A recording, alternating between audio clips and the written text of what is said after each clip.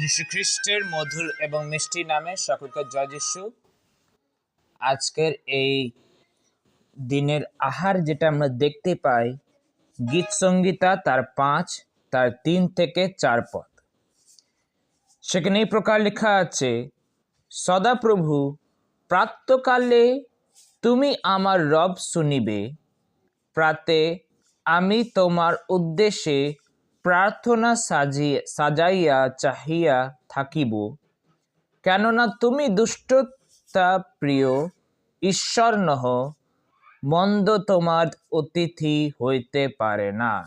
ঈশ্বর তার নিজের পবিত্র বাক্যের দ্বারা সকলকে আশীর্বাদ করুক বা প্রভুর নাম গৌরবিত হোক, আমিন। আজকের সুন্দর সকালে যখন আমরা এই পদটি পড়ি, আমরা এখানে দেখতে পারি যে এখানে লেখা আছে কিভাবে রাজা দাউদ ঈশ্বরের কাছে প্রার্থনা করে।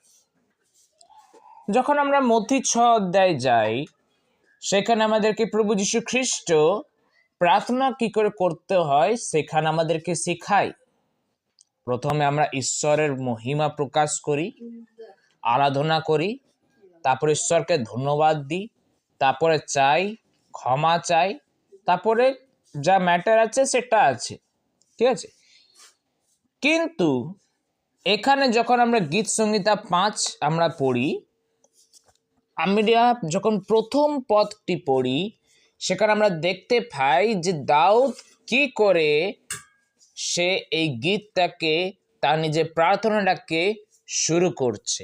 সেখানে এক প্রকার লেখা আছে, হে সদাপ্রভু আমার বাক্যে কর্ণপাত করো, আমার কাকুতিতে মনোযোগ করো।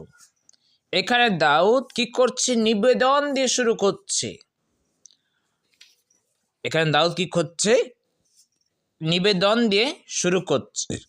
যখন আমরা গীত সংগীতা 4 দিকে গেছিলাম, সেখানে আমরা যখন এক পদটি পড়ি, সেখানে কি লেখা আছে, হে আমার ধার্মিকতার ঈশ্বর। সেখানে কি বলছে যে রাজা দাউদ কি করছে? ঈশ্বর সদাপ্রভুর কি করছে? মহিমা প্রকাশ করছে। সেখানে সে নিবেদন দিয়ে শুরু করেনি, সেখানে সে নিবেদন করেছে, কিন্তু সে নিবেদন দিয়ে শুরু করেনি, সেখানে সে ঈশ্বরের মহিমা প্রকাশ করেছে। আবার যখন আমরা তিনের গীতটা পড়ি, সেখানে আমরা দেখতে পাই যে সে সেখানে ঈশ্বরকে প্রশ্ন করে শুরু করছে। সেমনিভাবে যখন আমরা 5 গীতটা পড়ি, সেখানে আমরা দেখতে পাই যে এখানে রাজা দাউদ কি করছে? নিবেদন দিয়ে সে এই গীতটিকে শুরু করছে। তারপরে কি বলছে, যখন দ্বিতীয় পদে আমরা দেখতে পাই, সেখানে আমরা দেখতে পারি ঈশ্বরের মহিমা সে প্রকাশ করছে। এখানে সে ঈশ্বরের মহিমা প্রকাশ করছে, বলছে মম রাজন, মম ঈশ্বর, মম আর্তনাদের রব শুনো, কেননা আমি তোমারই কাছে প্রার্থনা করিতেছি। সে ঈশ্বরকে বলছে যে তুমি মম রাজা, তুমি ঈশ্বর, আর তুমি আমার আর্তনাদ রব শুনো, ঠিক আছে। তারপরে সে যখন 3 পদটি আর 4 পদটি পড়ি, সেখানে লেখা আছে দাউদ প্রার্থনা সাজাচ্ছে।